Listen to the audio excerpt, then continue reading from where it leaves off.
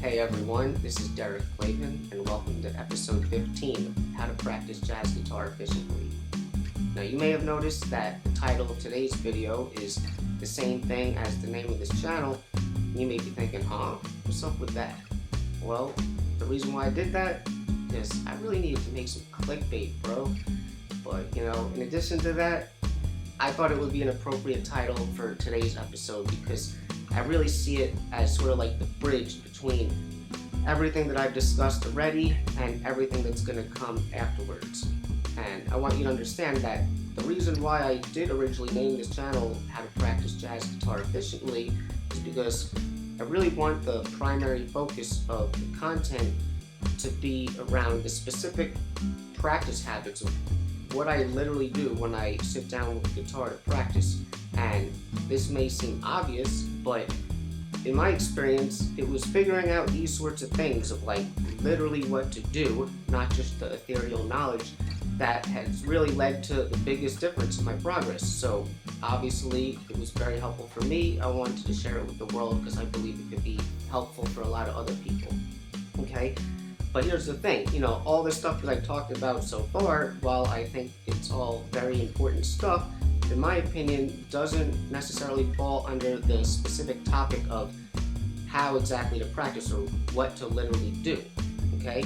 However, if I didn't start with any of this stuff and I did just immediately jump into the practical, I feel like I would have done you a huge disservice to your jazz guitar education. You see, like I've been saying, there's sort of like an order to these videos, the way they're unfolding, and it made sense to me to start with all that stuff because first of all, I wanted to help you develop a good sort of perspective towards jazz music and how to practice and all that. And sometimes when people give you suggestions on what to practice, it depends, but you could potentially be second guessing it, like thinking like, is this really the thing to be doing or why am I doing this? But by sort of setting you up with this perspective, now when you see all the things I'm going to be talking about in the future, hopefully you'll start to make these connections like, oh, okay, now I see why he approaches the music like this, and now I see why he does that. So that's really why. And in addition to that, a lot of the episodes were also on the huge topic of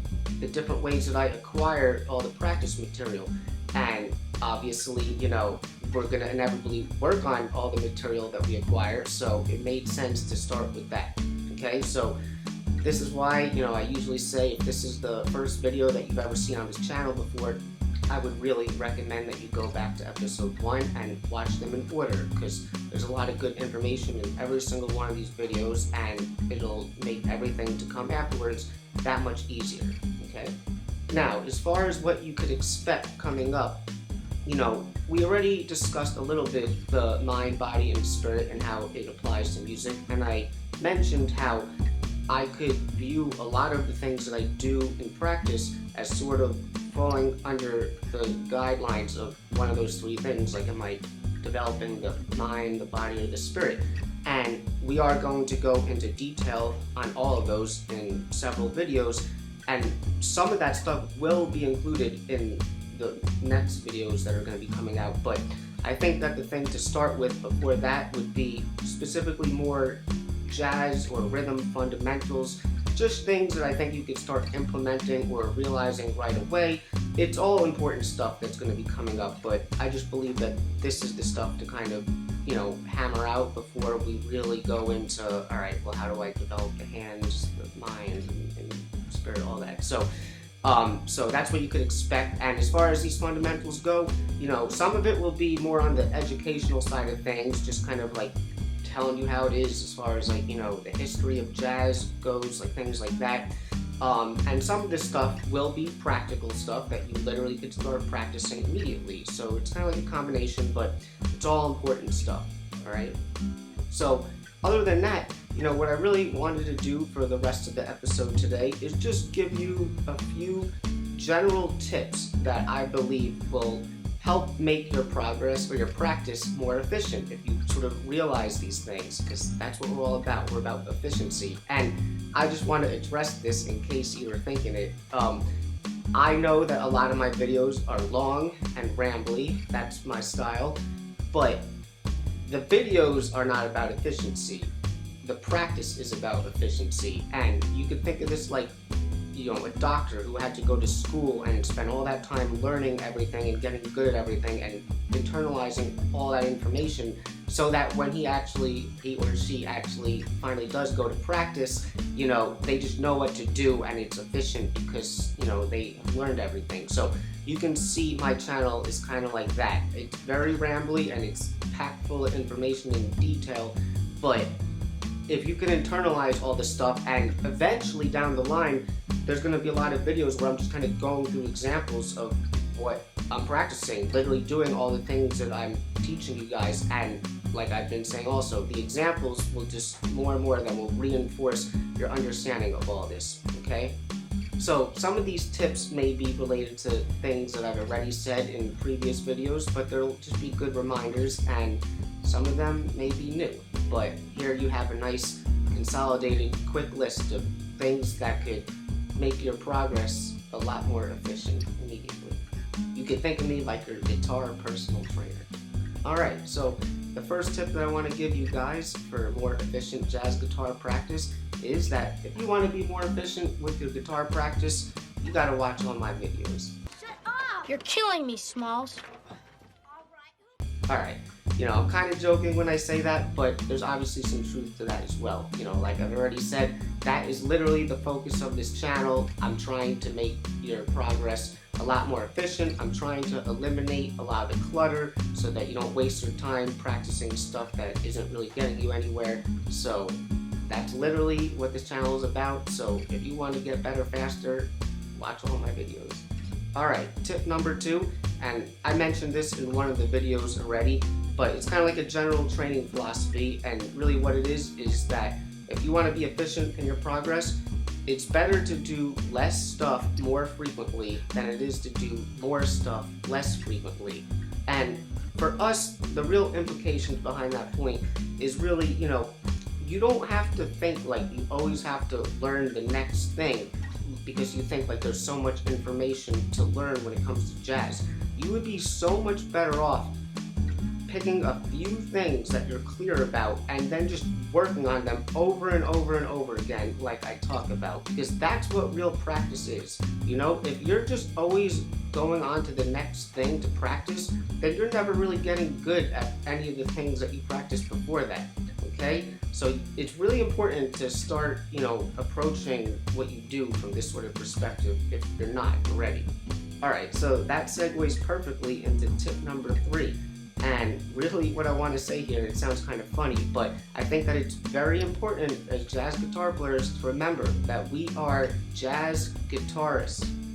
We don't refer to ourselves as jazz musicians who play guitar, although you could. And what is my point here? I think that when a lot of guitar players get into jazz, assuming that they weren't when they first started playing guitar, they start falling into this rabbit hole where, like I said before, it's all about the information, the harmony, the theory, the substitutions, the different scale, like whatever.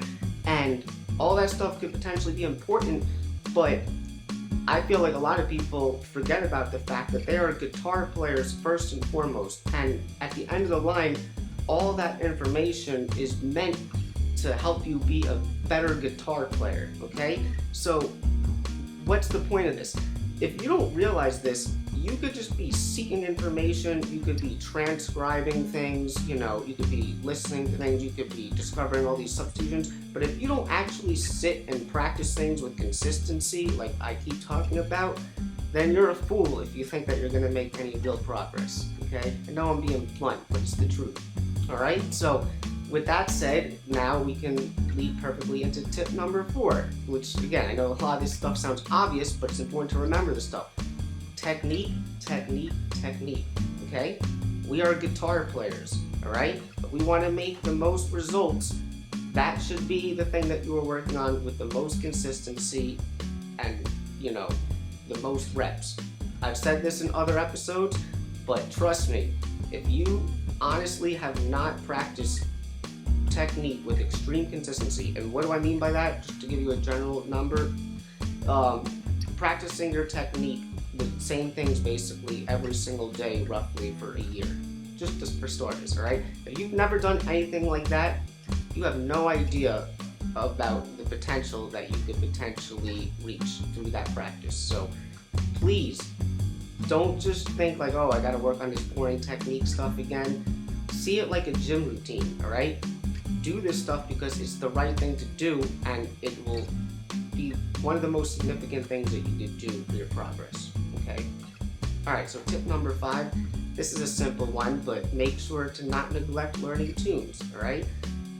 Like I just said, technique is very important, especially when it comes to being a guitar player, but if we do consider the other side of things, the jazz musician side of things, learning tunes is probably the most overall important thing you could do for your development as a jazz musician, because it'll also improve a lot of other little areas. And even if you're kind of slow with work on vocabulary or developing that, or whatever other things you might be working on, if you're consistently learning tunes and working on tunes, you're going to improve as a jazz musician so much quicker, alright? And that's what we do. We play tunes, and it should be one of the most fun parts of your practice. So make sure that you keep working on tunes and keep learning new tunes. Okay, now here's tip number 6. So basically what I would say is that if you want to make efficient progress really in the direction towards being the guitar player that you truly want to be, what I would say is make sure you're going after the music, and I'm referring to the material that you may acquire, that you truly love and resonate with, okay? To an extent, like I said before in other videos, there are certain things that you kind of want to practice because they're just important things to be able to do as a professional jazz musician, but in terms of how you develop your own voice and stuff, don't think that you have to learn specific things.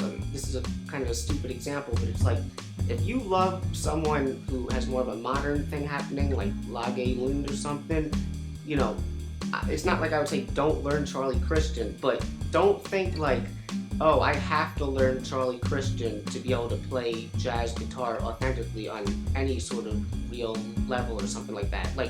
Basically I'm saying if you want to sound like Lage, learn Lage, and learn Charlie Christian another time, but don't think that, learning Charlie Christian is gonna make you sound like Lage. Kind of a silly point, but I think that it's important to be aware of this, alright? And finally, I'm gonna leave you with tip number 7, which is probably one of the most important things that I could say. I'll say it over and over again in this channel. If you want to be efficient in your progress, go to the jam session. Keep going to the jam session. And then after that, keep going back more to the jam session. That will be your best teacher, even better than me or anything else, if you want to really learn how to play this music in a proper way. Assuming that hopefully you have access to a legitimate jam session, hopefully somewhere relatively close to you, okay? And so keep learning from your peers, keep going to the sessions and playing and making mistakes and learning from them, and keep listening to more and more jazz music, okay? Because that's what we're trying to do. We're inevitably trying to, internalize this language and be able to speak it. That's really all it is. So keep listening to more jazz music. You can keep listening to the records that you've always loved, of course, but keep searching for other stuff because there's a ton of it, but it is finite, and you could really learn a lot about the history and how this music works through simply just listening to it. So it's obvious, but important, and I'll leave you with that, okay? So I guess that's all I'll say for now, and I know that this was kind of just almost like a motivational video, but I'm really excited for all the content to come now, and I hope you are too. So if you enjoyed this video, I would appreciate giving it a like, and consider becoming a subscriber to the channel. If you think you may be interested in becoming a contributor Patreon, that would be fantastic. Like I said, you get all the PDFs on every video for only $5 a month, and there's always more, so it's a great deal. And if you think you know anyone else that would enjoy this content, I'd really appreciate it if you share it with them as well. So, guess we'll leave it there, and I'll see you guys in episode 16. Swinging and playing the blues. That's what we about. I try to